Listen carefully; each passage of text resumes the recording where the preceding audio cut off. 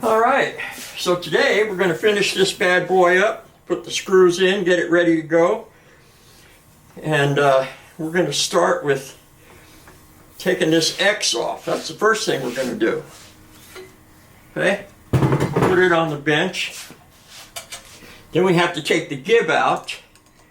We're going to back it off about a turn, nothing more than that. Even make sure we got that beautiful pattern all the way across. Very, very nice. Very important. Now the reason we did all of that is because right here is where the screw goes to hold in the ball screw. And so we have to get rid of that.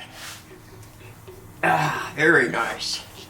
We'll take this off, put it on the bench, and now let's get started. All right, so we got it on the bench and we're ready to install the ball screw. But before we do, we're going to put a little 30 weight motor oil. I find that works the best. Just put it on here. Not much, not much. Otherwise the balls get all sticky and whatnot. That feels good. All right, now we'll put it in here like so. I got my dead blow hammer. Very good. We'll bring it up so we're not pounding on it too much. There we go. We'll flip it over. We got our screw.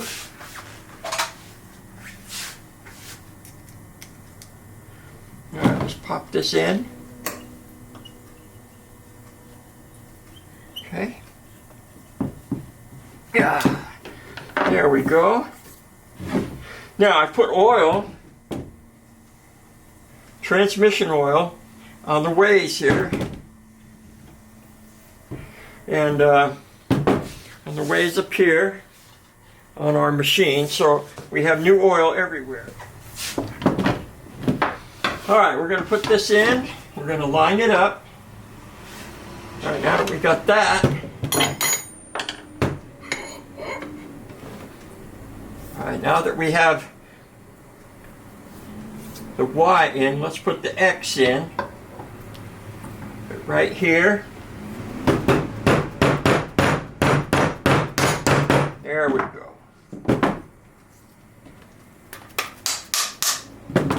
Rolled it over. We got a special little screw for that. Right here.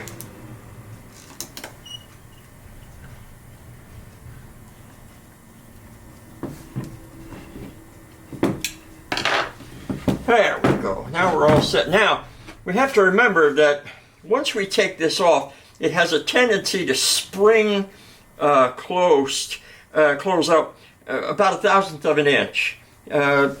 Nothing to worry about. So we re-lubed everything, and let's put it on and see how we do. All right, let's slide this on here, like so. There we go. It springs up, you know. That feels good right there. All right. Now we'll line this up.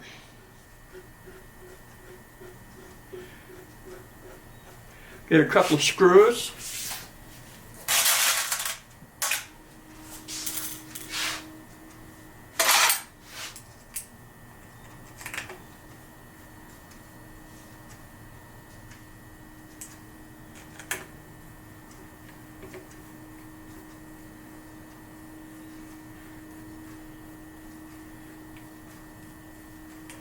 Get it about halfway. There you go. Tighten it up.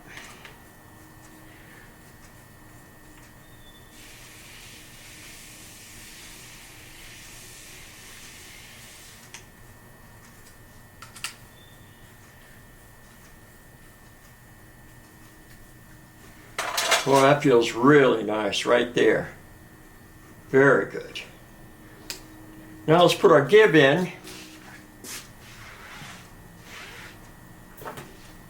And make sure we touch it, a little bit of oil right there, a little more. There we go.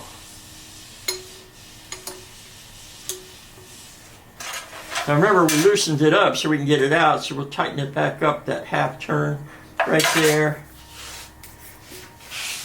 Let's get this oiled up.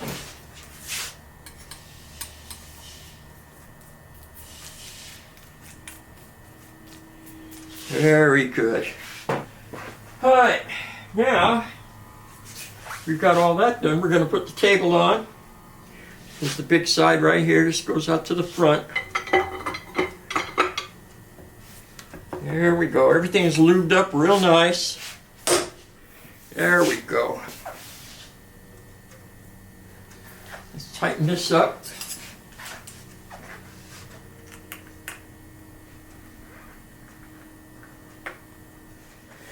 All right, after we got the screws in, we keep them a little loose.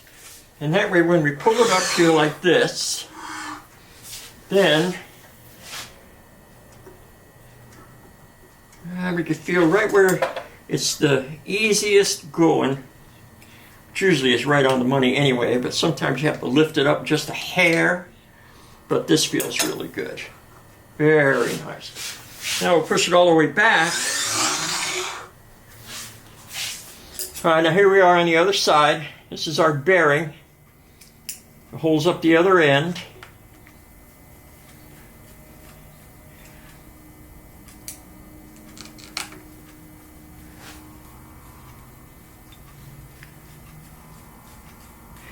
We don't use any power tools when we're locking these things up. It's always by hand. It just feels better. I feel better knowing that I put everything in, tightened it up. There we go. Pull it back. Right. That feels great. Absolutely wonderful. Let's put the rest of the stuff on. Okay, we're putting on the rear apron. I've already put most of it on. There we go. Tuck that under like so. Tighten these up, make sure they're nice and tight. Now let's do the front. So here's something that's interesting about the front here. We use flatheads that go into these washers. And as it goes down, of course, it moves the washer out. And it rests itself against the front rail here. And what happens is this. People take this out of the box and they walk around with it, and a few, not many, but a few, run into the door jamb of their shop or whatever, and it pushes this out. So by having these here, it's kind of like having stops, a safeguard. And so far, it seems to work pretty good. It rests up right against there where it can't be moved either way. And I think that's a big help. Finishing this up, as many of you have seen, we just put our tie in here, tie it up 6 or so, and then we give it a cut. Pull it back. The last thing is we put in these T-nuts right here, like so. So we make these T-nuts ourselves, punch them out. Could probably do a couple of thousand in an hour or so.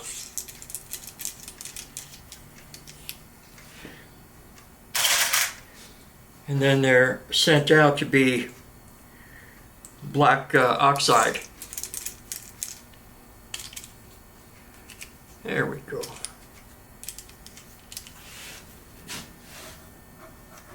Well, it feels great, huh?